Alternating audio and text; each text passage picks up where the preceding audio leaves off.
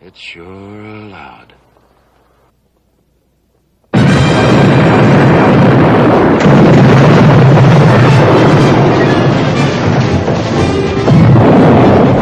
Guys, welcome to a classic film review of 1960s The Alamo, directed by and starring John Wayne, along with Richard Widmark, Richard Boone and a host of other great character actors. It's a retelling of the 13-day Battle of the Alamo that took place in 1836 when the Mexican army descended upon a small fort that had less than 200 men tasked with its defence, the ensuing battle becoming the centre of Texas's fight for independence from Mexico, and the term the Alamo itself becoming synonymous with heroic last stands. Now, this is a big budget technicolor adventure story, the kind the late 50s and early 60s were famous for. Now, it's certainly not my favourite historical epic, or western, or war movie, or whatever you classify it as. It's got plenty of problems, so why listen to me talk about it? Well, because it's a fascinating example of big swing and miss filmmaking, the kind that I enjoy. A huge vision that doesn't quite land, something that I think happens less and less in modern movies, but does still exist.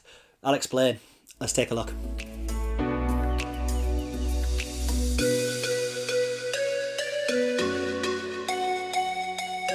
Now, don't worry, this video won't be a history lesson, and that's for a couple of reasons. One, I'm not hugely familiar with the history of Mexican-American politics of the time, and also because the movie itself, by all accounts, plays pretty fast and loose with the actual facts. So, as I mentioned, The Alamo was directed by John Wayne. Now, that was his first officially credited directing gig, which is crazy, considering the size and scope of this thing. And that's one of the first problems we have here. But before we get to that, Wayne plays frontier legend and former US Congressman Colonel Davy Crockett, who brings his ragtag band of fighters to the Alamo and gets embroiled in its defence. And joining him for the fight is Richard Widmark's Colonel Jim Bowie, a fearsome fighter who also likes his whiskey a little too much. Both men have their own unique reasons for fighting and codes of honour, and both differ greatly from Laurence Harvey's Colonel William Barrett Travis, the officer tasked with the defence of the Alamo, and the closest thing really that the film has to an actual villain. Colonel Bowie, you were drunk at the last officer's call, and I would rather postpone our discussion until the next. At which time, I will explain my plans and give orders for the implementing of those plans. Anyway, the three guys butt heads throughout, but of course will ultimately join forces and find common ground in doing the right thing for the good old US of A. We already been cut down by a third. Just how long do you think we can hold out? With these 500 men, we can hold this fort for at least a month. 500? I thought it was 1,000.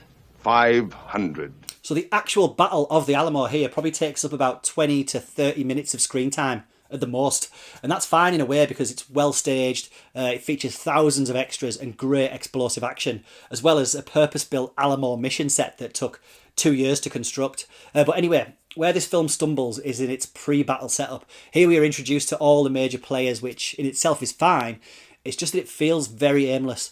A time-devouring subplot involving John Wayne and the stunning Argentinian actress Lisa Cristal's character Mario de Lopez could be chopped with a little effect on the finished film. I have to mention here that there was a colossal 3 hours and 22-minute roadshow version of this movie that I can't imagine sitting through. But yeah, there is time spent here that I feel would have been better spent setting up the battle and the mechanics and politics behind the battle and what it led to. In fairness, though, it does make attempts at this with Richard Boone's extended cameos, the tough-as-nails General Sam Houston, who's relying on the Alamo being held to buy him vital time to get his forces into place. Now, it's a shame Boone is relegated to only a few scenes, as his struggles would make more interesting viewing than Wayne's faux romance with an uncomfortably young-looking woman. You haven't seen me before tonight, but I am offering you my services. If that fella's making you stay in Behar, I'm ready, willing, and able to provide you with transport to wherever you want to go. But I do understand why she's there. Having something easy on the eye in the middle of hundreds of gruff soldiers isn't the worst thing in the world. Even Ken Curtis's Captain Almaron Dickinson's wife is played here by the immaculate Joan Bryan. And I'll be fair, it's not all female eye candy. Having put bums on seats with the casting of Ricky Nelson in Rio Bravo, here Wayne brings in a 20-year-old Frankie Avalon to play Smitty and provide a couple of tunes to sell to teenage girls, I guess. And whilst on the subject of the music, this movie has another stirring score by Dmitri Tiomkin, which it really relies on to give that extra bit of oomph. So The Alamo was John Wayne's passion project. He spent a decade trying to get it off the ground and even partially financed the film himself. I'm sure he wanted to make something epic, but epic length doesn't always equal epic movie. And what he produced in the end is bloated and overlong, but that's not to say that it's a tough slog. Its cast are so watchable and iconic that, for me, they just about get away with it. I do have to mention the bizarre fact that Wayne ultimately casting himself as Davy Crockett, but then not appearing until about 30 odd minutes into the film does seem odd, and I'm absolutely not going to get into the Duke's politics here, but I love that he can't help but sneak in a few soapbox speeches about the benefits of republics, and depending on the viewer, these will either go straight over your head or will land with a bit of a cringe. Republic. I like the sound of the word. Means people can live free, talk free, go or come, buy or sell, be drunk or sober, however they choose. Now, my personal favourite aspects of the Alamo, outside of the large-scale action, is the dynamic between Wayne, Widmark, and Laurence Harvey's Colonel Travis, who's the by-the-book authoritarian. You see, Widmark's Bowie and Wayne's Crockett are both more devil-may-care, adventurous leaders. A couple of my favourite moments from the film include scenes where they either butt heads or find quiet moments of common ground. What we should do is burn all of Bayer, including this mission. And fight a harassing action? Annoy Santa Ana while he sweeps north across the whole of Texas? That's Colonel Bowie's theory, We Colonel could hit Crockett, and I run, cannot jumping entertain at the every idea. creek crossing between here and San You seem to Jacinto. forget one thing, Colonel Bowie. What? That I command. So, if you know at least one thing about the Alamo, it'll probably be that it was a last stand against insurmountable odds. So the outcome isn't in doubt, but allows for all the major characters to get their moment to shine amongst the bloodshed. Now, thousands and thousands of troops effortlessly lay siege to the Alamo mission compound here, and I'm sure first-hand testimony and maybe some less than exciting facts were jettisoned in favour of comic book adventure and making sure Hollywood legends got heroic and noble deaths.